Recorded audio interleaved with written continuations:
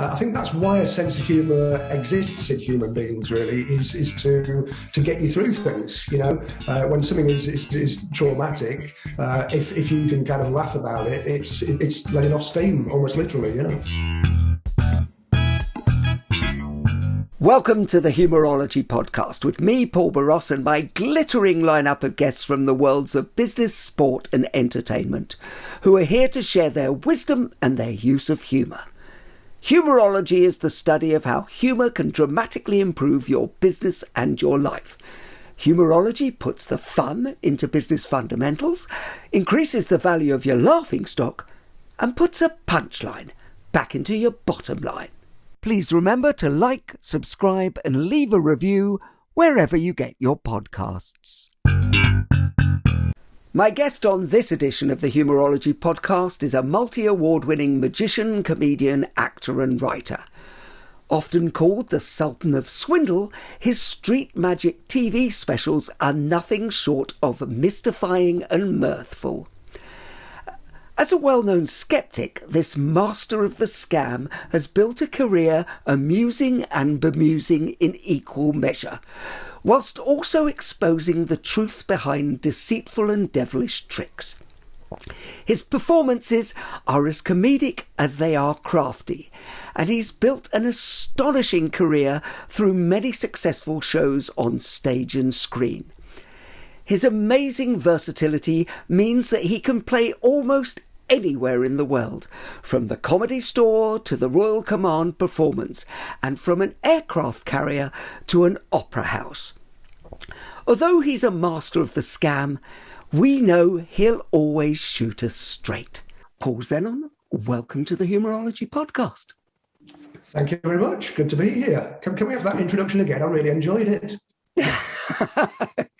Well, I must admit I could have done about an hour and a half introduction with all the things you've done over your career, but probably the highlight of your career was when we first met, which was in 1986, Paul, doing New Faces, prime time, live Saturday night. Now, dear viewer, can you believe that these two faces were once new? Yeah, both of us were very, very young at the time. Let's be quite honest. It was a child bride, yeah. Yeah, exactly. Now, I wanted to take you back even further than that and to go back to what were you doing, and was humour important in your family and in your life when you were a child? Yeah, if I can remember that far back, it's certainly in sepia, that's for sure. I started off being into both comedy and magic. I used to watch people like sort of Two Ronnies, Morgan Wise, and Tommy Cooper on the TV, and Kenny Everett I was very into as well. As a teenager, all that sort of stuff. But as a boy, you generally got for Christmas alternate years. You got either a magic set or a chemistry set. And funny enough, I went on to kind of study chemistry as well. So the combination was blowing things up or making things disappear, one way or the other. But I never really quite like the premise of magic in that it's very easy to be a smart ass with it. You're kind of going, I can do this and you don't know how it's done. I'm smarter than you. So kind of comedy takes the edge off that, if you will, and it's also a very good means of misdirection, So if you want to do a sneaky move, if you do a line so they laugh and look at each other in the audience or whatever, that's when you do the sneaky move. So it's the timing, So the rhythm of magic is very similar to the rhythm of comedy. It's about the premise is you lead someone down a garden path, and at the end there's an unexpected twist. So I kind of always combine the two. People always say which came first, but I kind of never did one without the other really early on. But I ended up working in as a teenager. I worked in a magic shop, a joke shop, basically in Blackpool. And that was a good training ground because it was kind of, the combination again, it's that catch-all word trick, really. So a trick can be a magic trick or a practical joke, or just deceit in general is what I was interested in. I always used to kind of like films, like heist films, things like, or the Sting, where it's a clever confidence trick, things like that. So I was always interested in the psychology behind deceit. but also mixed with the 5 years of selling plastic dog poo and exploding cigarettes and all that sort of stuff. That was a good training ground in how to present a joke, because people coming, "What have you got that's funny?" was the standard line, and I got tired of explaining that, sort of humour is in the mind of the beholder, really, But so instead you just kind of show them the thing, but you're actually presenting it rather than just sort of saying this is an exploding matchbox. You kind of say, well, we've got this thing over here. You just move that out of the way. They pick it up, it'll go off, So you're actually doing a routine to sell a joke, basically. So 5 summers of doing that was a good training ground, And meanwhile, I was kind of knocking on doors and offering to do shows in the B&Bs and guest houses. Well, I'm intrigued by that you said knocking on doors and then you were doing all this stuff in the shop. But because you've said to me in the past, I've heard you say you're a fairly shy kid, but you enjoy showing off on stage. And I wondered about that whole idea that performance is the shy person's revenge on the world. Do you think that's true? I think to a certain extent, yeah. I think it's actually more about just getting that attention that you secretly crave. But by doing it as a performance, by playing a character, basically. So rather than being yourself in your own situation, you're putting yourself in an artificial world, playing a somewhat artificial character. So it's an acting game, really. I mean, there's a famous quote from Jean-Eugène Robert Houdin, who was known as the father of modern magic. He was the guy that Houdini took his name from, added an I to the end of Houdin. And his quote was, a magician is an actor playing the part of a magician, which is kind of an interesting concept, So obviously you're not a real magician, but you're playing the part. And so I think everything from being a magician to an out-and-out actor, but certainly being a comedian, you are an actor of some sort. And so that getting on a stage is kind of like a pressure valve, really. Through that shyness, you've kind of bottled things up, but then you get on stage and go, look at me, even if it's not the real you, Well, that's very interesting, because I remember Billy Crystal saying about Robin Williams that he needed those extra little hugs that you can only get from strangers. Do you recognise that kind of thing? Because both being performers, there is that strange thing of that neediness or that show-off gene, if you like. Do you think you always had that? Yeah, I remember talking to a performer who'd ended up being a TV producer, and he'd been a kind of comedy magician for many, many years.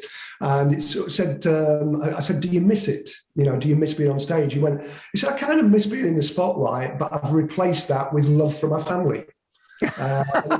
Well, that's interesting. So maybe it's a sense that people who become performers, there might be something missing in their emotional life beforehand. Not necessarily all the time, but perhaps early on that might be a trigger of some sort. And also an interesting thing I found with, particularly with magicians, they tend to be only children. The vast majority are only children, and I think part of that is it's a thing you can practice by yourself, but also you've got a lot of time on your hands when you're not interacting with your siblings.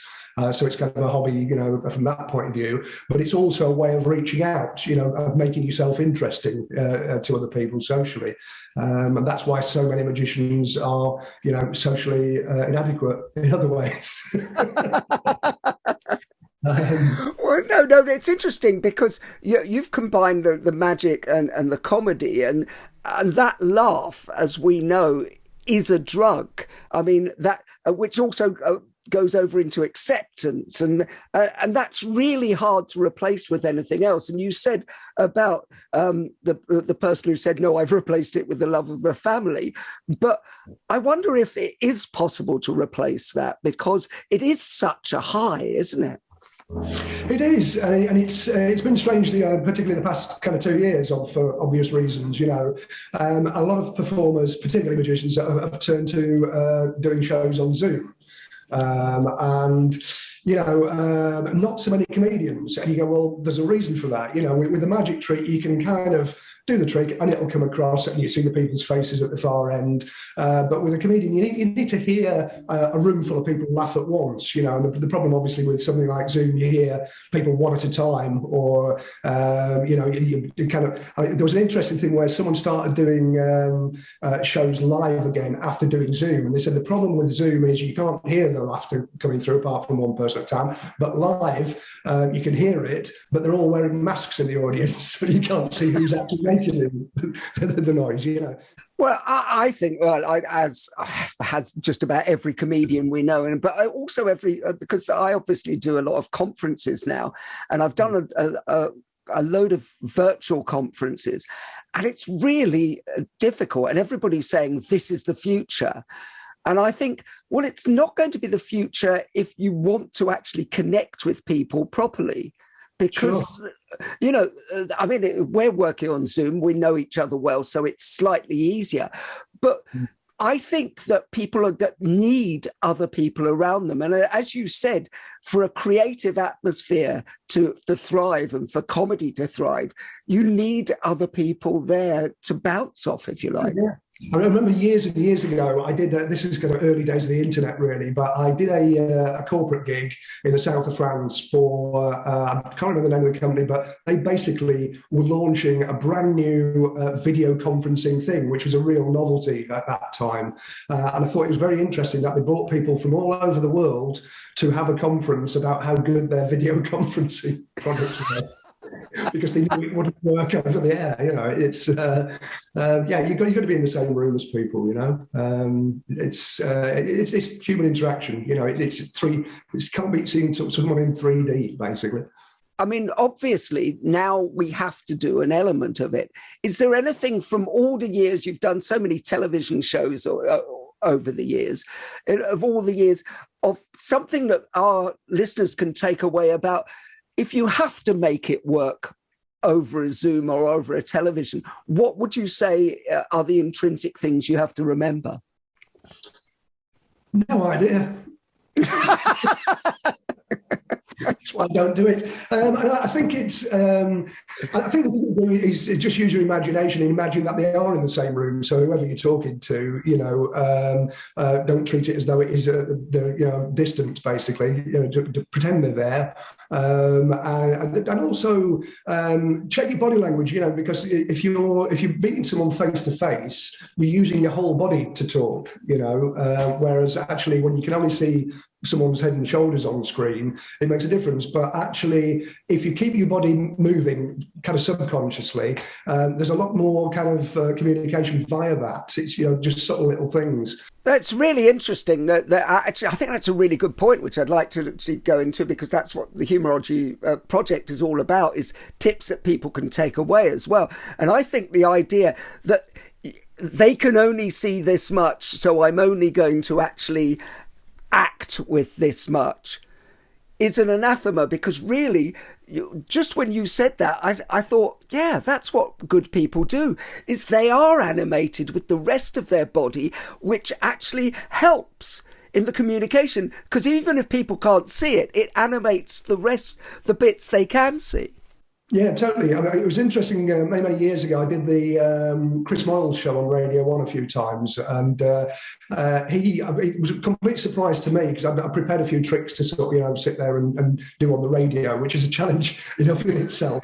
But when I got there, it turns out he used to stand up in the studio on the radio, and I've heard since then that a lot more presenters do that on the radio because they think it gives it more energy. Because they're stood up, they're more animated when they're talking, because they can be. Their arse is not plonked on a seat, so they're kind of moving around a little bit, and it comes through just on the audio. It just gives it more vim, basically. You've brought humour and magic to some extraordinary places. I mean, but such as war zones, entertaining the British, US, and UN forces.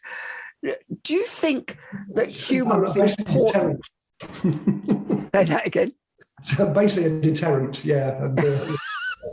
And also caused a few wars. Yeah. But do you think that humour is important with dealing with traumatic situations can be a salve, if you like.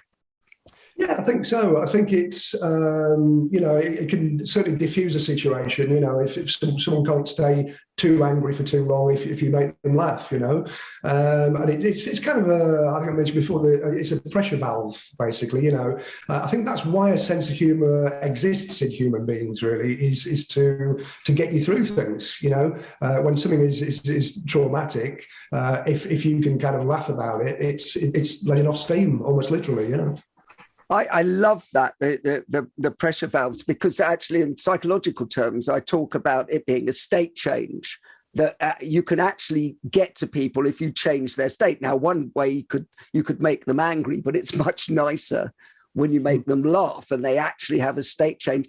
Then they're going to be more receptive to information. And so that's really one of the biggest things that underlies the whole Humourology project, is that it's so much more than just getting a cheap laugh, which I know you and I love to do, but it's about putting people in a state of good humour, lightness, changing their attitude so that they are more receptive things, so people can learn better, people can learn to cope. Do you think that actually humour aids in resilience generally? Yeah, I think so. I mean, if hence the phrase, he laughed it off. So it's kind of interesting that and again, there's a parallel with the magic situation in that it's misdirection. If you're concentrating on something and your attention gets deflected by humour or by a trick or whatever it is, that is the term misdirection. You've directed someone away from the oncoming. I love that, and that's going to end up in the book. He laughed it off. I'll pretend I said it, obviously. Well, you often do. Let's face it. Let's face it. So, what makes you laugh, Paul? I think, aside from the obvious, comedians and funny entertainment, I think just kind of little everyday overheard things. I was actually just talking in the pub last night with a couple of mates, and one of them came back from the loo, and he said, "I've just heard the end of a conversation there," and you wonder how it started. And it was a guy walking past another guy who was washing his hands in the basin, and he said, "Are you all right?" And the guy said, "Yeah, it's a difficult sink, this one." What has gone on there? It's a difficult sink, this one. And we started talking about kind of overheard lines, whatever. I was in a market in Brighton a while back, and I just walked past. It was quite a young couple in their 20s, and I just heard the end of her sentence, and she said, "And that's why I was never allowed to play the euphonium."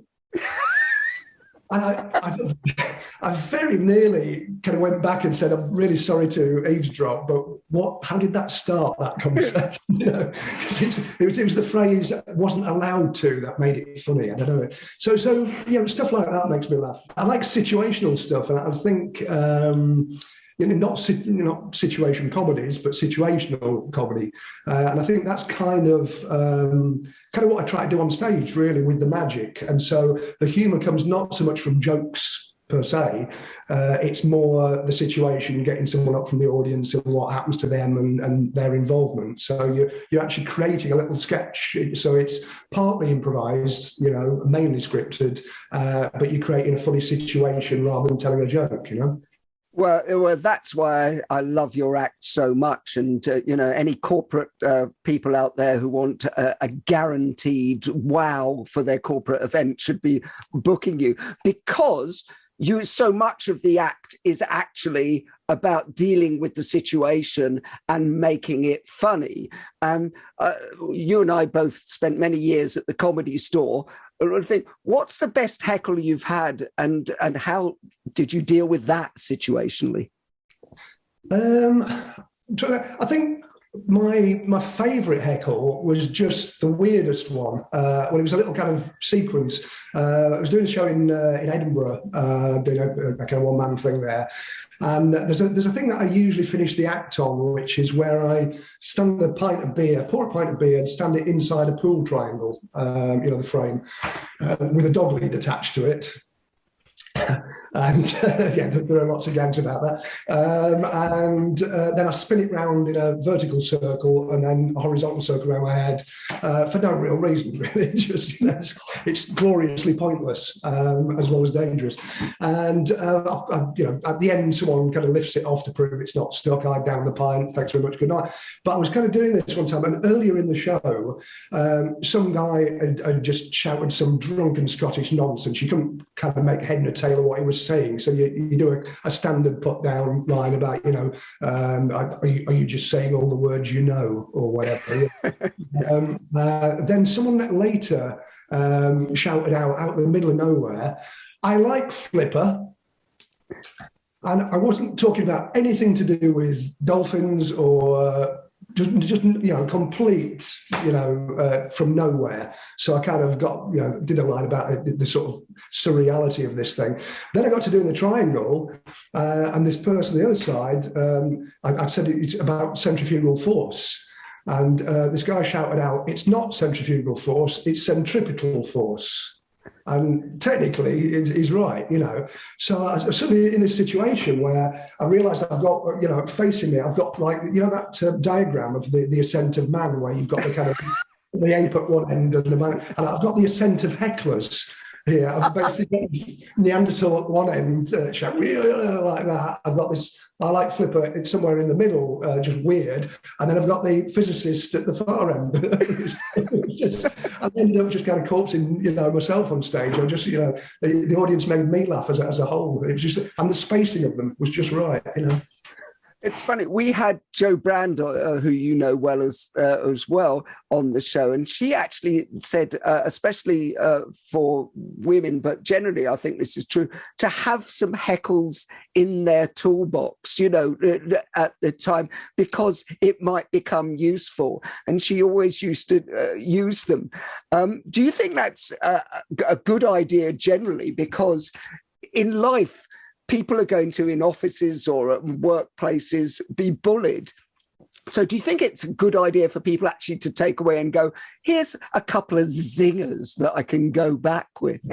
I think particularly if it's something that's been pointed out is perhaps some kind of physical feature that someone's had to go at before. If it's happened several times in their life, then obviously they're going to come up with a retort for that, or it would be useful to have one. So if someone thinks they're being a smart ass by saying something about you having a big nose or whatever it might be, then if you've got, a comeback to that, then yeah, that's going to be useful, because it disarms the attack. Then it makes them look like the idiot rather than you. But yeah, it's I used to kind of rely on a lot of stock one-liners or whatever. But as you do it, for many years, you perhaps come out with something spontaneously, think, oh, that's good, remember that one, and then add it to the arsenal, basically.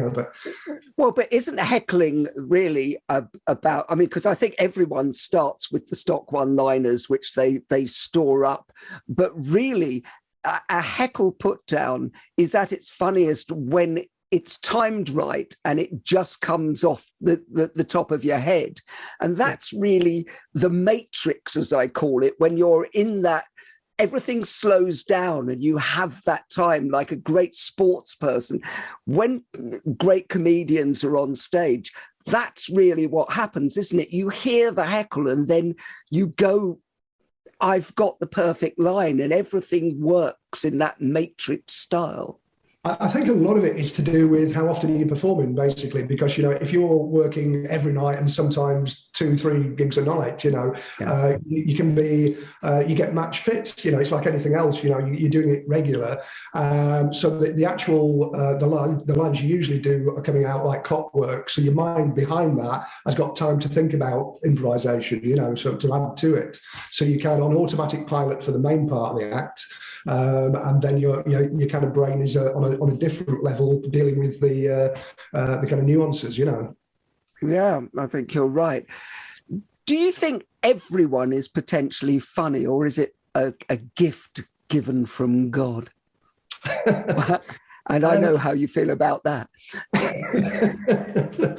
I think I don't think everybody is funny. No, I think some people have been very lucky to be given a natural leaning towards it, but it's also something that can definitely be developed. So I mean, there are certain comedians who you think you can't imagine them at school being the funny guy, the class clown. But what they've done, they've sat in the back of the class, looked at other people who've got laughs for doing stuff, and think, right, that's the way it works. And so they approach it more like a scientific equation, if you will, and go, right. So if I do that, and in answer to that, and time it that way, that's what makes people laugh. And so they learn it, mechanically, if you will. But I think some people who don't need to think about it at all, I mean, it was interesting to hear that Alan Davis years ago said that he never writes anything down. And so I thought it's really unusual for a comedian, because, as you know, in a dressing room, there's normally people kind of like either making notes on the performance they've just done because a line didn't work, or they came up with a new one or whatever, or they're structuring a show or a 20-minute routine overall. So that I do bullet points. I'll do a list of tricks and then just put a couple of little notes of new lines next to each and all the rest of it. But a lot of people will write it out word for word, rehearse it. But I thought it's very unusual to find someone who doesn't write anything down at all, and totally relies on memory. They come up with it and store it in the memory, But everybody's brain is different, though, isn't it?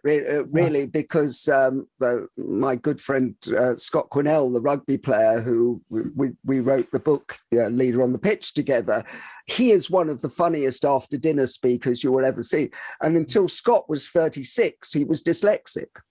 So he's never written anything down, and yet he's hilariously funny on stage. And so some people's brains can store things in a different way. So, it's about understanding the way you remember stuff. And with Alan, who we both know, I think he's very physical, having a drama background. And he actually may be remembering, I don't know this kind of things, but kinesthetically. When I do this, the lines come. So it could. Yeah, it's interesting because I noticed the complete opposite with a classic old timer, Ken Dodd. And if you look at photographs of Ken Dodd backstage or on stage, if you can see his hands, they're covered in writing. So even after doing it for centuries, basically, I last worked with him in one of his last shows, actually, 2017, at the Blackpool Magicians Convention, and so I was on stage with him, and all on his hands, just written up there, up the wrist, on the cuff, all the rest of it, just little notes. And you think, if you need to do that after that many years, but then again, he did do like 5-hour shows. Yes, he did. Well, I remember that you were presented with the Sir Ken Dodd Award for Comedy by Doddy himself, were you not? It was that occasion. That was, yeah. Oh, was it? Yeah, well, the story is that the biggest magic convention in the world is in Blackpool every February, and you get 4,000 magicians attending there from all over the world. And in fact, I'm doing it again. I'm emceeing the show again. They do a big gala show in the Opera House there. I'm doing it in a couple of weeks' time. And on this occasion, they just let me know just before the show that I'd won this Ken Dodd Comedy Award, and Doddy was honorary life president of the Blackpool Magicians Club. So every year he'd come and do a little bit, and by his standards, a little bit.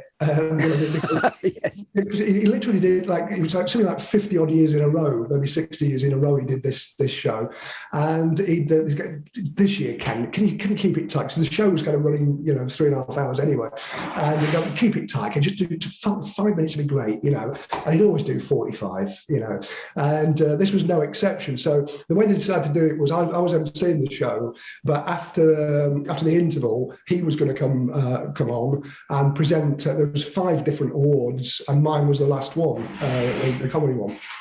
And so it's launched into the routine and all the rest of it, and there's a table with the 5 awards alongside, and we're stood behind the back cloth. And he's just going on and on and on as usual. And his partner is travelling with him, and became his wife just before he died. And she's stamping on the stage just behind the curtain, going, "Ken, come on, Ken, come on," like this. And he just carried on and on. So eventually, the stage manager and a stagehand walked on and got hold of the table and marched it to the centre of stage and put it next to him, at the centre. So you're like, "All right, take a hint." So he carries on and on and on, and again, and eventually gets round to presenting the awards, but then stops halfway through and launches into another routine. So just, by the end of it, there's the one award left for me on the table. But he's going on, she's stamping away. The stage manager walks on again with the stage hand. He gets the award, puts it in Ken's hand, and then takes the table off, as a hint to get on with it. So Ken then puts it down on the floor, carries on again. The stage manager comes back on, picks it up off the floor, puts it back in his hand. He went, "I can bend over, So eventually he gets round to it. He announces me, and I go on, and we have a bit of backwards and forwards. And then he said, "So can you sing, young man?" And I went, "No, and as you know, I really can't sing." He said, "Well, I'm sure the ladies and gentlemen will help you out." Happiness. So I'm keeping the microphone as far away from my mouth as I can. I've got 4,000 bloody magicians in front of me. So get through all this. And so at the end, I go, "Ladies and gentlemen, the legend, Sir Ken Dodd." And as he's taking his bow, he went, "Can you pick my tickling sticks up? I can't bend over." And it was just a lovely memory. It wasn't long after that he passed away. Actually, after that, so just to be in one of his favourite theatres in his favourite town, that was a real joy. But that's really that you get from experience. But it's lovely to pass on these things. I mean, we've lost a lot of great comedians, unfortunately, recently. With obviously Doddy, we've lost Sean Locke, we've lost Barry Cryer. Bobby Ball, yeah. We've worked with a lot of these people, and we've seen. What do you think that special sauce is that made them shine so bright? I think it's slightly different in each situation, but I think probably one thing they've got in common is people relate to them. It's about. I remember Harry Hill once saying before he was a name, I got him a gig in the Falkland Islands. He didn't thank me for it. I remember the Penguins did. I used to do a lot of kind of military tours and stuff. It used to be, like the old ENSA thing, which people used to joke stood for every night something awful. And then they renamed it as CSE, which was Combined Services Entertainment, or as we renamed it, Curries Served Endlessly. Because in the army, if they have a special occasion, they always have a curry, and that's an exciting thing. So when there's a show there, so you're doing a 14-night tour. Every night is curry night, and you're sharing a pool cabin with 5 musicians. It's not, not great. But anyway, by the by. But yeah, I got Harry Hill this gig. And I just remember at the end of this tour in the Falklands, he just went, Paulie, I think I'm going to resign my commission. Yeah, on that tour, I remember him saying, because we, that late night sort of drunken where you're analysing comedy, a bit like this, but late night and drunken. His kind of definition was what people were looking for was empathy and mischief. And I thought, yeah, that's quite a good definition. And I was just talking about Bobby Ball last night, actually, and saying what the thing, people forget how big Cannon and Ball were, Yeah. In the 80s. I mean, just absolutely massive. I saw them at Warrington Arena. I don't know how many seats, like 10,000, 12,000 seats or something. And I've never known such love come from an audience as they walked on. It was just, that's the only way you could describe it, And so what you had there was the serious Tommy Cannon telling off this naughty little boy character, but never getting really angry with him. And at the end, but Bobby Ball falls asleep and Tommy carries him off, and after singing, what was it? Is it "Wind Beneath My Wings" or "And He's My Brother," something like that. And you go, yeah, that's lovely, because what you've got there is that whole empathy and mischief. There are a couple of northern lads that have made good, straight out of the factory into the working men's clubs. Then all of a sudden they're superstars on TV, but they've still got that mischief and still pulling the rug on authority. I think that's so. I think what all the performers we mentioned they've got is that people relate to them. It's as simple as that. And I particularly, Barry Cry's a really unique one. It was so sad to hear about him last week. There aren't many people who are as famous for being a writer as a performer, and looking at the social media when he passed away, literally no one had a bad word to say about it. And there were legion stories about him taking an interest with people. The number of people who said, "Oh, I met him once. He was outside having a fag outside this theatre or whatever. And I said, thank you for the jokes, or thank you for the entertainment." He said, "No, thank you for saying so. That means a lot." Yeah, I love the fact that empathy and mischief are put together, but without the former, you really can't do the latter, can you? You have to get that rapport, first of all, that understanding for people to trust you enough to tease, I suppose. And isn't that what it's about? And for our listeners, because not everybody's going to be a comedian, obviously, but actually, one of the things I say to people when I'm training groups of people is that without rapport, you have nothing. So you can't, you can sound like a bully if you are just go in and, start talking about somebody's nose or whatever. But if you've got enough rapport with them and you do it in the right way, you can tease, you can play. And I suppose that's really the essence of it, is doing that on a grand scale, is teasing and playing. On that level. Yeah. I think the audience have to have the confidence in you, and a lot of that is put across before you even start speaking. Really, it's the way stagecraft, the way you walk on. In the early days, I look back on some old videos and things. I'm kind of sprinting on and straight into a line and all the rest of it. And you just slow down a bit, And now it's the opposite. I go, Christ, speed up a bit. The whole thing is the audience need to know that they're in safe hands. And going back to the kind of heckle line or whatever, I've seen quite a few comics deal with a heckle really well by not responding to it instantly. They're using the time to think of a response, but by just kind of pausing and looking at the offender or whatever, you're letting them know that hasn't bothered you. It's like, really? A comedian called Michael Smiley used to kind of treat him, yeah.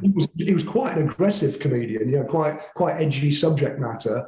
But when someone heckled him, he didn't actually respond other than visually. He just kind of, someone would shout something, and he just basically looked their way, and the look sort of said, really?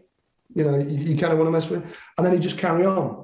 And it was a surprisingly effective way of dealing with it. It was like having a strict teacher kind of giving that look of disapproval, And so, it's funny, I was about to mention teachers exactly at that point, because I think it's the same thing. And the analogy I always give is, remember when you were at school and you would test the teacher. If you had a supply teacher come in, you would always test them, and you knew the ones who had the presence, who could just stand there and go, "It's your own time you're wasting."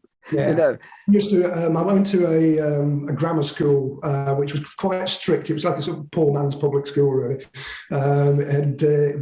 all boys. It's another reason I've ended up as a bloody magician, I think. It was we had a deputy head teacher. This place was founded in 1492 and still had half the same teachers as when it opened, I think. And the deputy head was called Wally Evans, and he was an ex-sergeant major. and he was very much like the character of Ain't Half Hotman, Windsor Davis's character in that.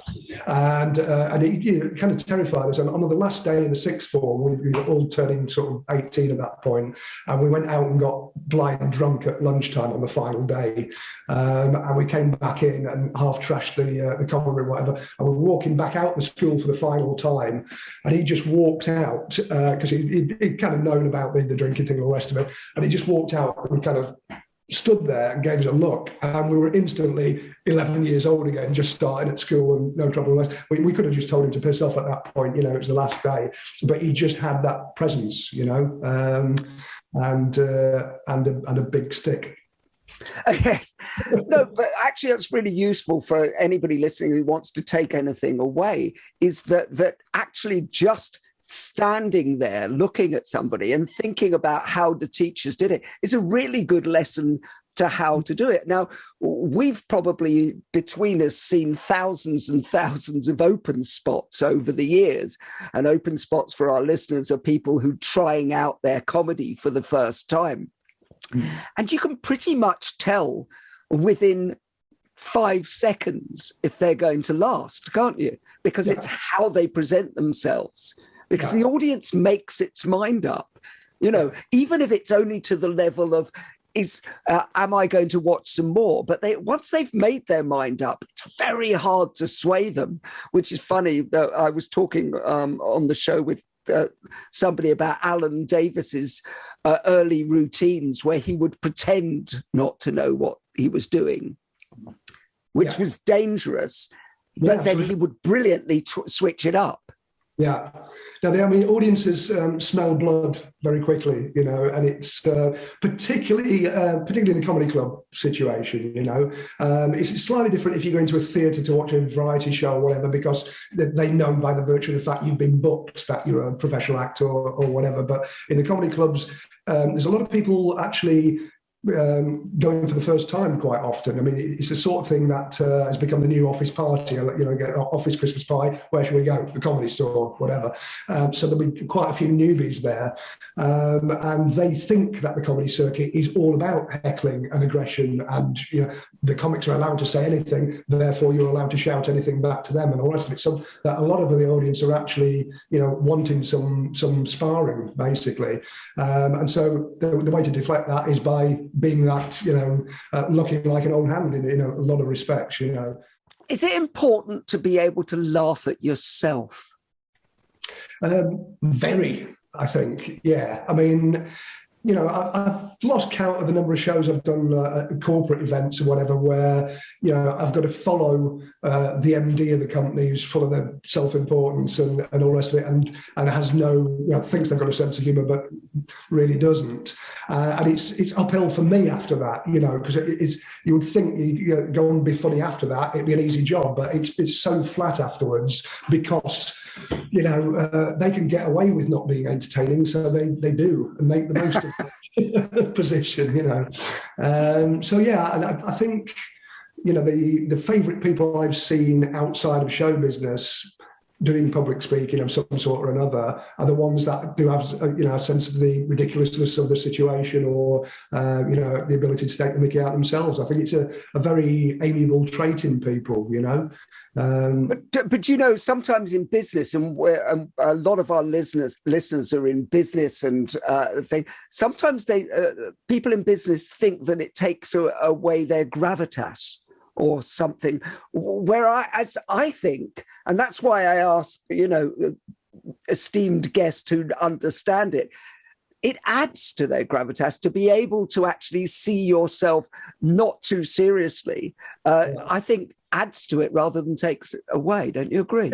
Yeah, absolutely. And I think it actually shows, subtly shows a confidence, because, if you are, but also kind of, it shows that you've got the nous to realise it yourself as well. You're kind of not just looking out at the world, you're looking at your position in it.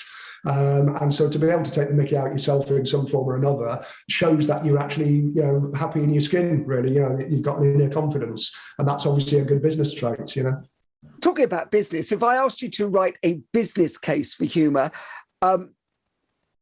i.e. why humour should be valued in business, what would you include in it? I just think that, demonstrating a sense of humour is obviously a good trait in anyone, but particularly in business where it shows that you're not taking yourself too seriously and that you're not putting on too much of an act. Which sounds counterintuitive because you would think if someone who's doing something humorous is doing an act. But actually, if you don't include any humour, it shows that you're doing a hard sell, I think, of whatever it is you're selling. You might be trying a little bit too hard.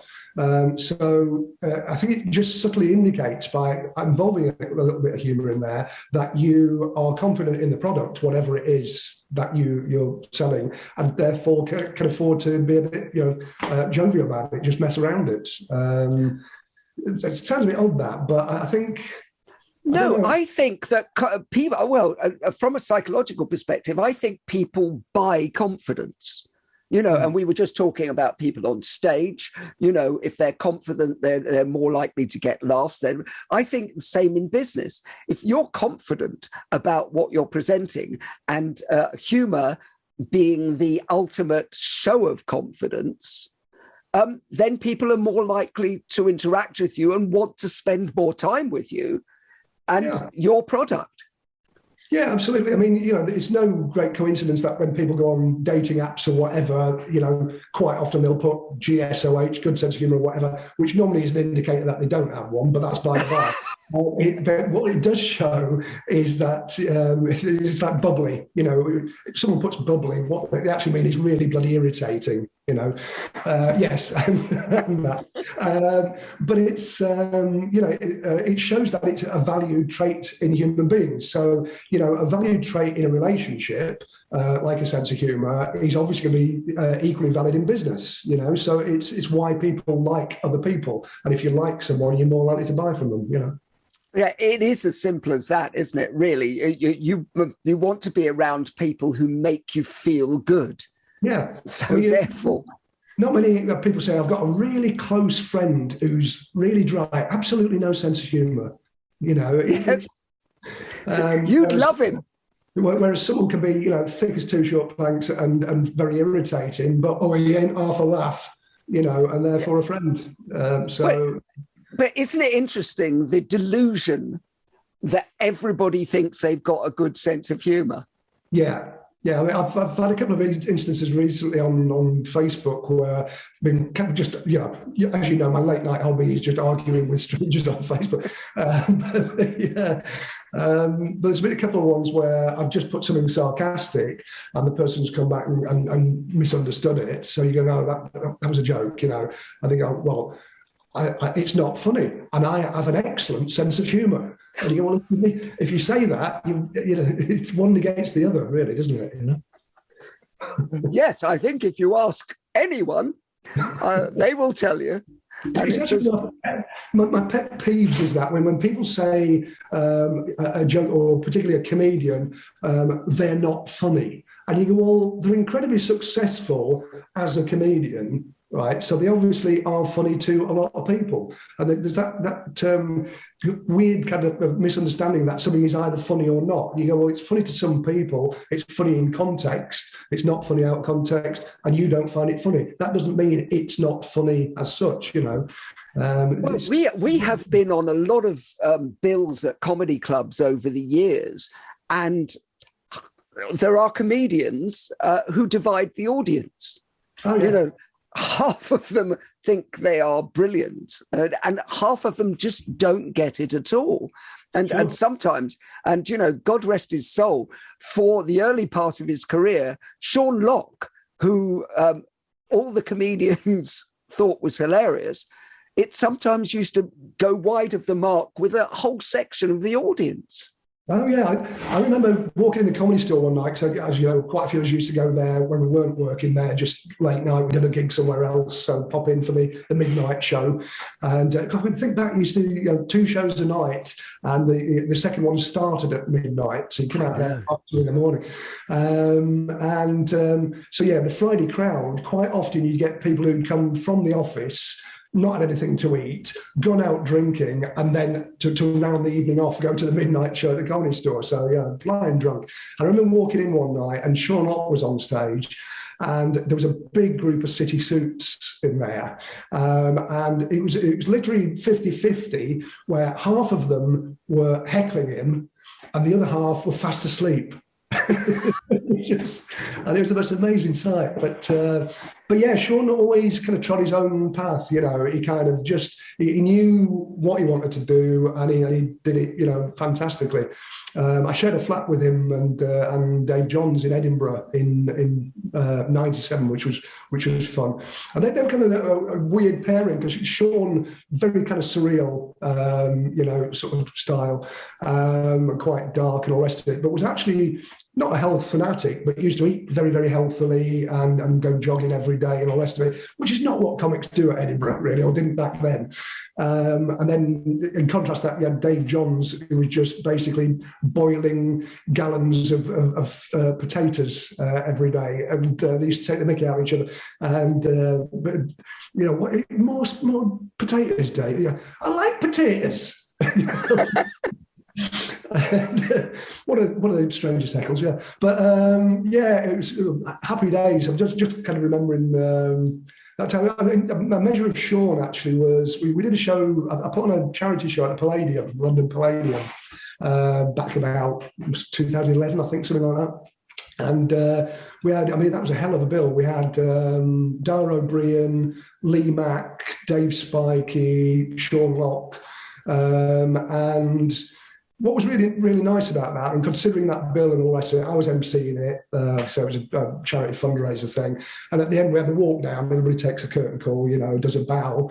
And I brought everybody back on stage one at a time. And then Sean just grabbed the microphone off me and went, "Ladies and gentlemen, let's hear it for Paul. He put all this thing together," kind of thing. I just thought, oh, lovely. That was really sweet, you know, really. Considering his style can be, you know, quite cutting, and acerbic, quite edgy, you know. And yeah, just really lovely thing to do, you know. It was a lovely man, sadly missed. We've come to the part of the show, Paul, that we like to call quick fire questions. Quick fire questions. Who's the funniest business person you've met? I don't really recall anybody sort of business-wise that sort of... they've made me laugh for the wrong reasons sometimes, you know. And I quite enjoyed some of the corporate gigs I've done where the MD or whoever is how do you want to be introduced or whatever, and then they entirely ignore what you've said. And they usually name to start the sentence, whatever, go, we've got the cabaret now, he's called Paul Zenon, and he's going to be coming up, and you can see the realization in their eyes after that point, like, what's the end of the sentence going to be? You want to use your name. So yeah, and he's going to be coming on stage right now. I think you and I once had a conversation about the funniest business person we'd met, about a certain agent yes, who now manages Darren Brown, that one. Yes, Michael Vine, yeah. And he's a funny bugger. Michael used to be a comedy magic act himself many, many years ago, and somewhere there's a videotape out there of it, which I want to see. Who knows where? But yeah, Michael's, I mean, to say that he's got a dry sense of humour, I think is a little bit understated, isn't it?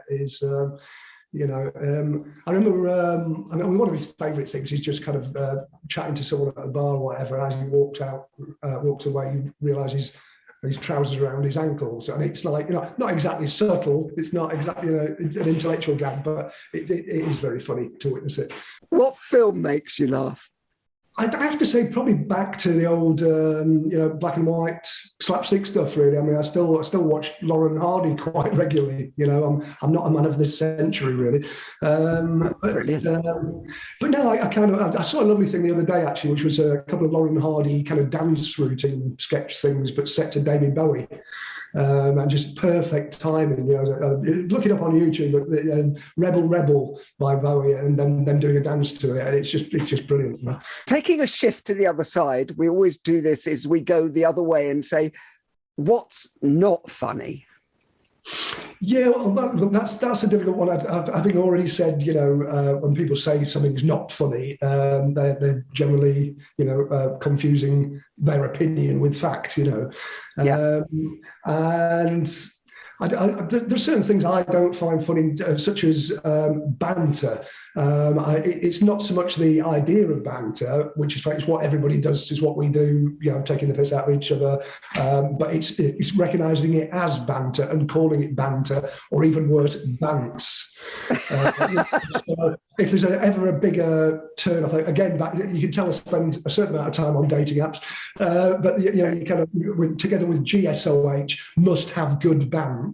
Oh, Swipe left. Yeah. The idea that you're somehow good at it, when again that shows that you're not. It's kind of it's a real red light, isn't it? Yeah, oh God, the word bants just made me wince. It had a visceral effect on me, to be honest with you. Everything. You've, I think, done hundreds now of episodes of Countdown as a guest in Dictionary Corner. What word makes you laugh? Well, obviously on Countdown, any rude one, Rachel's face as it appears letter by letter, a constant V, a vowel A, constant G. And it's normally just off by one. You just don't quite get there, whatever. But I remember what made me laugh was John Cooper Clarke, being who I'm a big fan of, got asked what his favourite word was. And it was more his accent than anything that did it. He paused for a moment and went, lucrative. That's good. It's kind of self-contained, the thought process within that answer, isn't it? Yeah. No, brilliant. What sound makes you laugh? Well, there's a very specific sound that made me laugh a while back, where I was in a pub, strangely, very rare for me, but with a female friend of mine, and she went to the loo and came back crying, laughing, and so I went and checked it out myself. And what she told me was she got in there and she closed the door behind her, and this voice went, "Hello?" She went, "Hello?" Nothing happened. So she opened the door again and she closed it. And it turns out it was the hinge on the door. Like that. And I went and checked it, and it was actually, it came out as a word. It was just a squeaky, hello? So we just stood there for about half an hour and played with the door. Well, that's no defence, to be honest with you, in court. Cottaging, I think it's called. Exactly. Would you rather be considered clever or funny? I'll take either. But I don't know. I think probably clever. But then again, if someone calls you clever in this context, they might be suggesting that you're not funny. It's like saying, oh, you think you say something funny? Oh, you think you're being clever? But I don't know. I think. I don't know. Do you need to be clever to be funny? Well, I think you probably do, because to make those connections in your mind, most comedians, I think, are clever, have fast brains that can actually make those comedy connections very quickly. So maybe you need to be, as you say, clever in order to be funny. Yeah, I think, but I suppose it's a bit like the thing about intelligence. Some people, you don't get intelligence through education. You're either inherently intelligent or not. But I think some people are funny without being clever, but maybe they don't realise it. It might things like malapropisms, or I heard someone a while back sort of saying, and I only said this to her, and she literally bit my head off. And you go, well, I don't think she did she? So she was being funny, but she certainly wasn't clever. Brilliant. And finally, Paul, desert island gags. You can only take one joke with you to a desert island. What is it? I don't know, because I don't really do jokes as such, but it's tricked with funny bits, all the rest of it. But I don't know, I'm kind of reminded of, just because recently poor old Barry Cryer sort of passed, but one he used, and I think I've heard Arthur Smith use it as well, so I don't know, it's probably Barry Cryer wrote it, I would imagine, but it was just a very simple, short thing, but it was a guy going to the doctors and said, I don't know what's wrong with me, I feel very kind of run down, I've been shouting at the wife and kids, I've been, I've lost my appetite, I just got no energy and all the rest of it. And the doctor said, well, you've got to stop masturbating. He said, why is that? He said, because I'm trying to examine you.